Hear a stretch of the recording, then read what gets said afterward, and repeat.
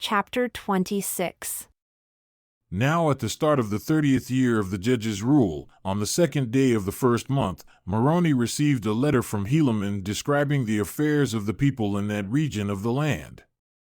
This is what he wrote: "My dearly loved brother Moroni, both in the Lord and in sharing the difficulties of our warfare, my dear brother, I will tell you an account of our warfare in this part of the land. 2,000 of the sons of those people whom Ammon brought down out of the land of Nephi, descendants of Laman, who was the oldest son of our forefather Lehi. Now I needn't tell you about their traditions or unbelief, since you know all about these things. Instead, I want to tell you that 2,000 of these young men have taken their weapons and have asked me to lead them, and together we've defended our country. Now you also know about the covenant their fathers made to not arm themselves in order to kill their Lamanite relatives. But in the 26th year, when they saw the troubles and difficulties we were having on their behalf, they were on the verge of breaking the covenant and using weapons in our defense. But I wouldn't let them break their covenant, believing God would strengthen us, so that we wouldn't suffer as a result of them keeping the oath they had taken. But here's one thing to give you great joy. In the 26th year, Helaman marched at the head of these 2,000 young men to the city of Judea to assist Antipas, whom you had appointed as a leader over the people of that part of the land. And I added my 2,000 sons, and they're worthy to be called sons, to Antipas's army, and Antipas thanked us for this added strength. Indeed, his army had suffered many losses from the Lamanite because their overwhelming numbers had killed a great number of our men, and we have reason to mourn over this. Still, we may console ourselves knowing they've died in the cause of their country and their God, and are happy. Now the Lamanite held many prisoners, all of whom are chief captains, since they killed everyone else, and we think they're now in the land of Nephi, that is if they haven't already been killed.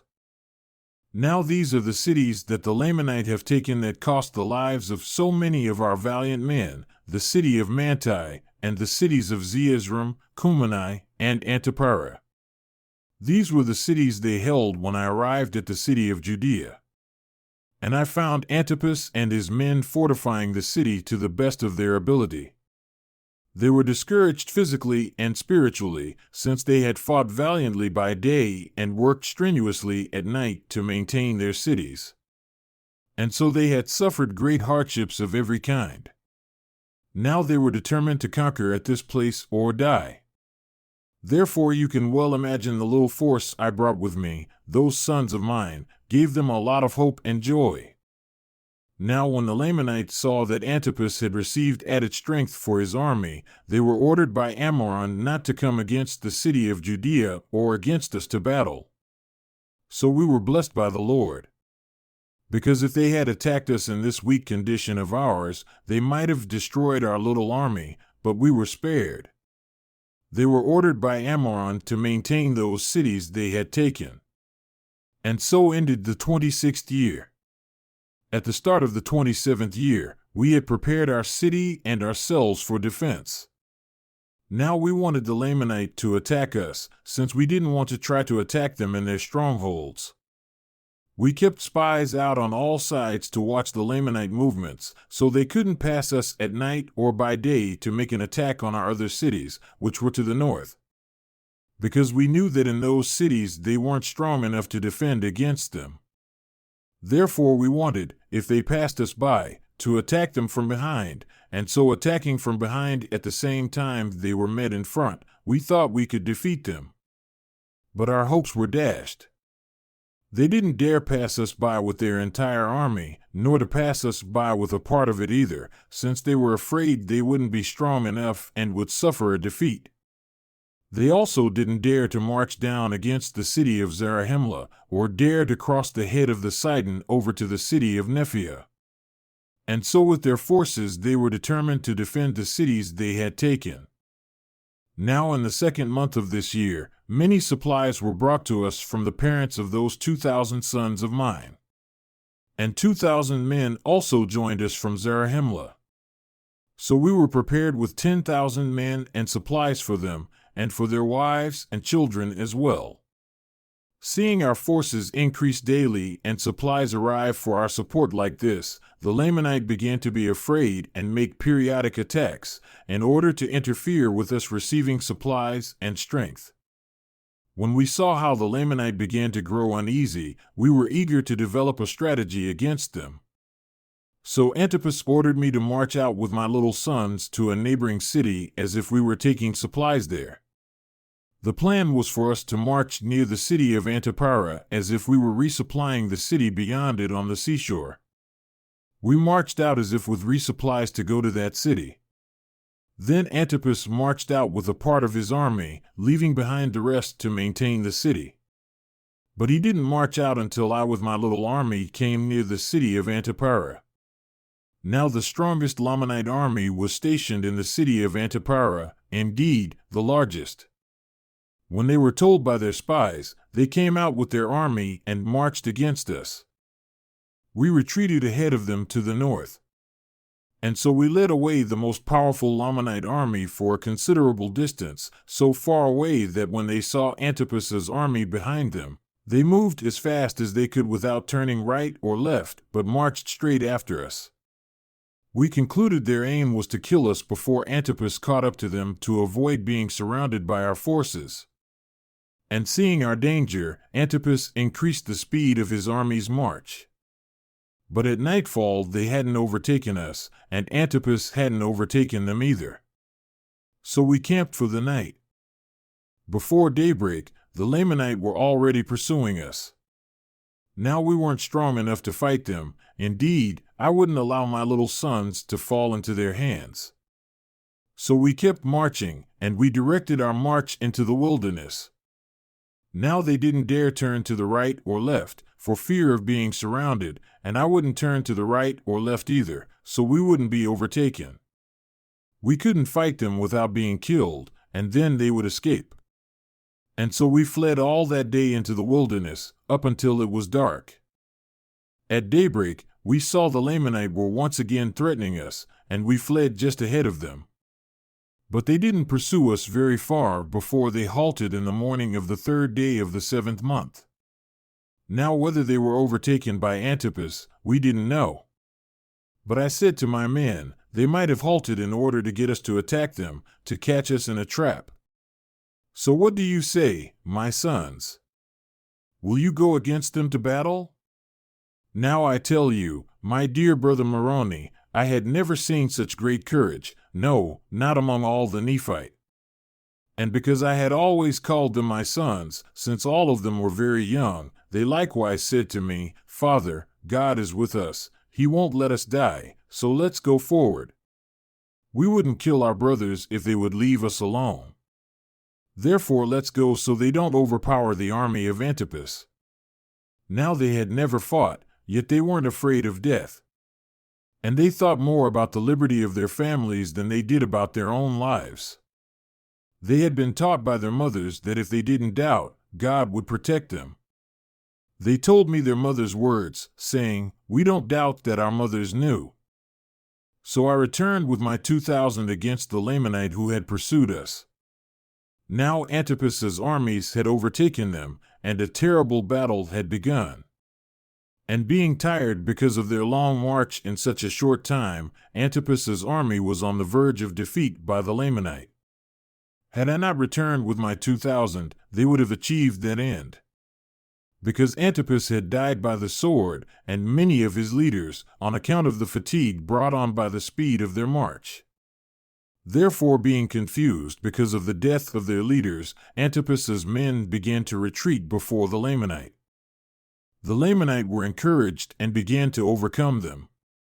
So the Lamanite were vigorously pursuing and attacking them when Helaman arrived from behind with his 2,000 and began to effectively kill them in great numbers. So the whole Lamanite army halted and turned to attack Helaman. When Antipas's people realized the Lamanite had turned around, they regrouped and attacked the Lamanite from behind. Now we Nephite, including Antipas's force and I with my 2,000, surrounded the Lamanite and slaughtered them, so that they were compelled to hand over their weapons and surrender as prisoners of war. When they had surrendered to us, I counted those young men who had fought with me, fearing many of them had been killed. But to my great joy, not one soul had died. They had fought as if with the strength of God. Indeed, men were never known to have fought with such miraculous strength. And they attacked the Lamanite with such fury that they intimidated them, and because of this the Lamanites surrendered as prisoners of war. But we had no place for our prisoners, where we could guard them to keep them from the Lamanite armies, so we sent them to Zarahemla, along with some of Antipas's men who survived. And I took the rest and added them to my young Ammonites and directed our march back to the city of Judea. Then I received a letter from King Ammoron offering that if I would hand over the prisoners of war we had taken, then he would give the city of Antipara back to us. But I sent a letter to the king telling him we were sure our forces were adequate to take the city of Antipara by force, and therefore handing over prisoners for that city would be unwise of us, and we would only hand over our prisoners in an exchange. And because Ammoron refused my letter since he wouldn't exchange prisoners, we began to prepare to go against the city of Antipara. But the people of Antipara left the city and fled to the other controlled cities to fortify them. So the city of Antipara fell into our hands. And so ended the 28th year of the judge's rule. At the start of the 29th year, we received a set of supplies and an addition to our army from Zarahemla and the surrounding area, adding 6,000 men, and another 60 of the sons of the Ammonites who had come to join their fellow Ammonites, my little band of 2,000. Now we were reinforced, and we also had plenty of supplies brought to us. At that point we planned to take the battle against the army stationed to protect the city of Cumanai. I have to tell you we soon achieved that objective. Indeed, with a part of our strong force we surrounded the city of Cumanai at night, a little while before they were going to receive a delivery of supplies. We camped on all sides of the city for many nights, sleeping on our swords and keeping guard so the Lamanite couldn't attack us at night by surprise, which they attempted to do many times. But every time they attempted this, they were killed. In the end, their supplies arrived for delivery to the city at night. But instead of being Lamanite, we were Nephite who captured the delivery and took it for ourselves. Yet despite being cut off from their support like this, the Lamanite were still determined to maintain the city. So we thought it best for us to send these supplies to Judea and send our prisoners to Zarahemla. Not many days had gone by before the Lamanites started to lose all hope of aid, therefore they surrendered the city to us. And so we had achieved our goal of obtaining the city of Cumanai. But we had so many prisoners that despite our own huge numbers, we had to employ all our force guarding them or put them to death. Indeed, they would break out in great numbers and would fight with stones and clubs, or with whatever they could get their hands on, so we had to kill more than 2,000 of them after they had surrendered as prisoners of war. Therefore we had to either put an end to their lives or guard them sword in hand down to Zarahemla. Moreover, our supplies were only enough for our own people, despite what we had taken from the Lamanite. Now in these crucial circumstances it became a very serious matter to make a decision regarding those prisoners of war. Nevertheless, we decided to send them down to Zarahemla. So we chose some of our men and gave them responsibility over our prisoners to take them to Zarahemla. But they came back the very next day. Now we didn't ask them about the prisoners, since the Lamanite were closing in on us, and they returned just in time to save us from being overtaken. For Ammoron had sent fresh supplies and large reinforcements for their support.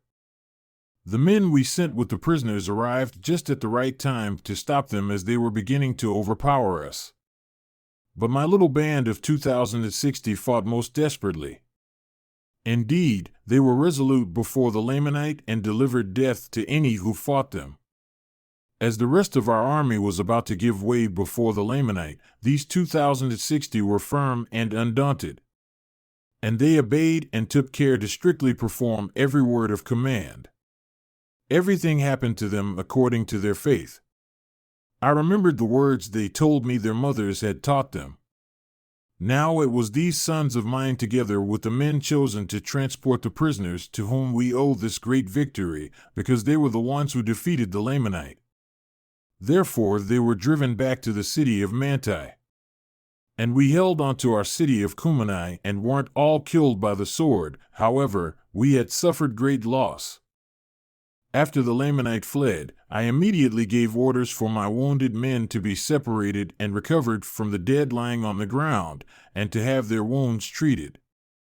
There were 200 out of my 2,060 who had fainted from blood loss. Nevertheless, according to God's goodness and to our great astonishment and the joy of our whole army, not one of them died. But there wasn't a single one of them who hadn't received many wounds. Now their preservation was astonishing to our entire army. They were all spared while 1,000 of our fellow soldiers were killed. And we rightly ascribe it to God's miraculous power because of their great faith in what they had been taught to believe, that there was a just God, and that whoever didn't doubt would be kept safe by his miraculous power. Now this was the faith of these men I'm telling you about. They are young and their minds are firm, and they put their trust in God continually. Now after we had taken care of our wounded men and buried our dead and the many dead Lamanite, we asked Gid about the prisoners they had set out with for Zarahemla. Now Gid was the chief captain over the company appointed to guard them down to that land. Gid told me, we set out to go down to Zarahemla with our prisoners. And we met the spies of our armies, who had been watching the Lamanite camp. They called out to us, saying, the Lamanite armies are right now marching toward the city of Cumeni. And they're going to attack them and kill our people. Our prisoners heard their shouts, which encouraged them, and they rose up in rebellion against us. Because of their rebellion, we attacked them with our swords. They all ran together, as one, upon our swords, and as a result most of them were killed. The rest broke through and fled. When they were gone and we were unable to catch up to them, we started quickly to the city of Cumeni. We arrived in time to assist our fellow Nephite in holding onto the city. And we have once again been freed from the power of our enemies. And blessed is the name of God. He's the one who's rescued us, who's done this great thing for us. Now when Helaman had heard Gid's words, I was filled with great joy because of God's goodness in keeping us safe, so we didn't all die. I trust that the spirits of those who have been killed have entered God's rest. Now our next objective was to take control of the city of Manti. Yet there wasn't any way for us to lure them out of the city with our small force. They remembered how we had defeated them before. That being the case, we couldn't lure them away from their strongholds. They were so much more numerous than our army that we didn't dare go attack their strongholds. Also, it was essential for us to keep our men protecting the parts of our land we had recovered. Therefore, we needed to wait, so we could receive more strength from Zarahemla and also a fresh set of supplies. And so I reported by messenger to the chief governor of our land to acquaint him with the state of affairs of our people. We waited to receive supplies and strength from Zarahemla. But this only helped a little, and was offset by the Lamanite also receiving reinforcements from day to day and many supplies as well. These were our circumstances at this time. The Lamanite were making surprise attacks against us from time to time, trying to kill us with this new approach. However, we couldn't really engage them in a battle because of their protected strongholds. We were left in these difficult circumstances for many months, until we were about to starve for lack of food.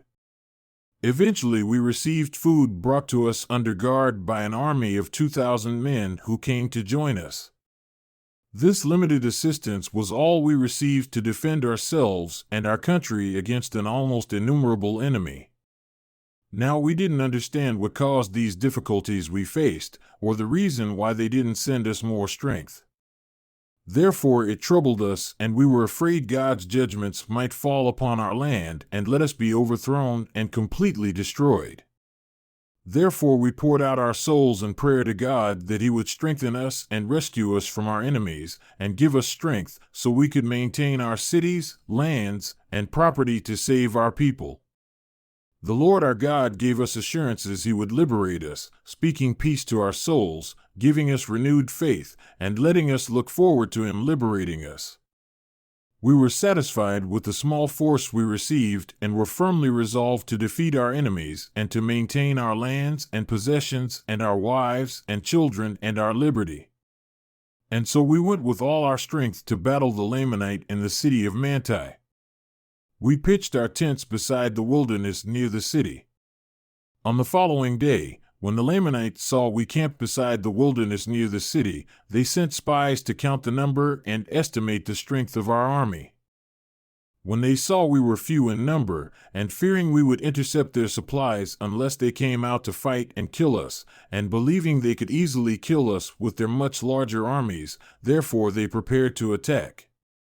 When we saw they were preparing to attack, I had Gid, with a few chosen men, hide on the right flank in the wilderness.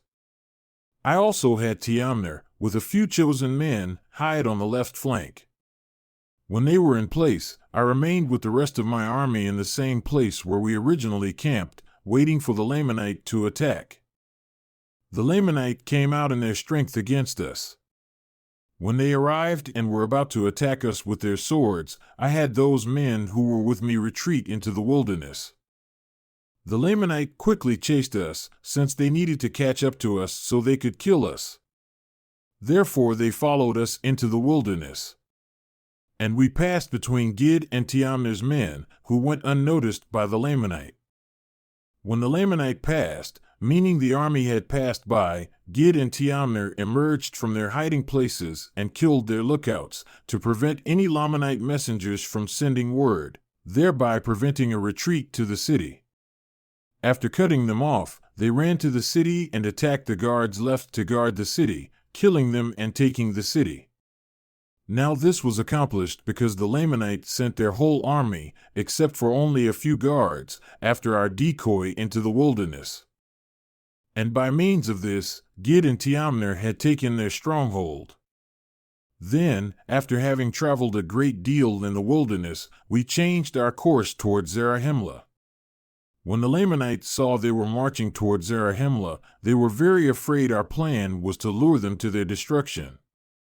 So they began to retreat into the wilderness, returning the way they had come. Then at night they camped. Now the chief captains of the Lamanite thought the Nephite would be tired from their march, and because they thought they chased our whole army away, they didn't worry about the city of Manti. Once it was dark, I had my men, instead of sleeping, march by a different route back to Manti.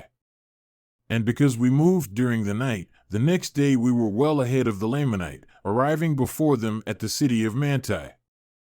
And so using this strategy we took the city of Manti without losing any men. When the Lamanite armies approached the city and saw we were there prepared to battle, they were shocked, extremely frightened, and so taken off guard that they fled into the wilderness. Other Lamanite armies followed and abandoned this entire region of the land. But they took away many women and children with them. And now all the cities taken by the Lamanite have returned to our hands.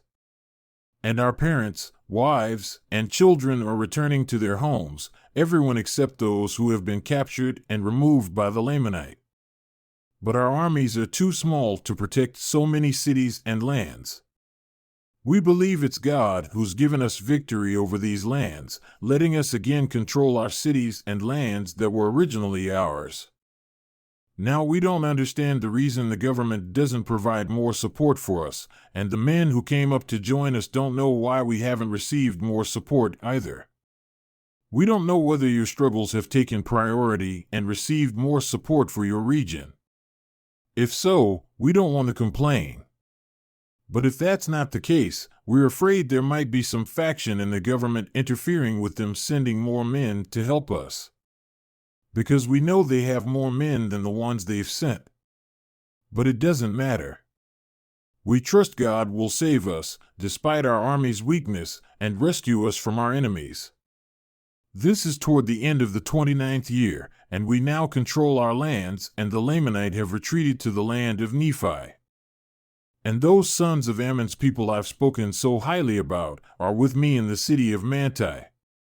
The Lord has protected them, and kept them from dying by the sword, and not even one soul has been killed. But they've suffered many wounds. Despite that, they remain committed to the liberty God has given them. They're continually faithful to the Lord who is God. They make sure to always keep His statutes, judgments, and commandments. And they have absolute faith in the prophecies about what's to come.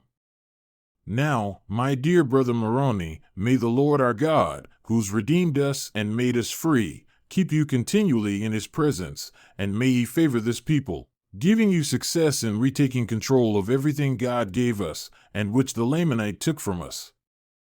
Now I end my letter. I am Helaman, Alma's son.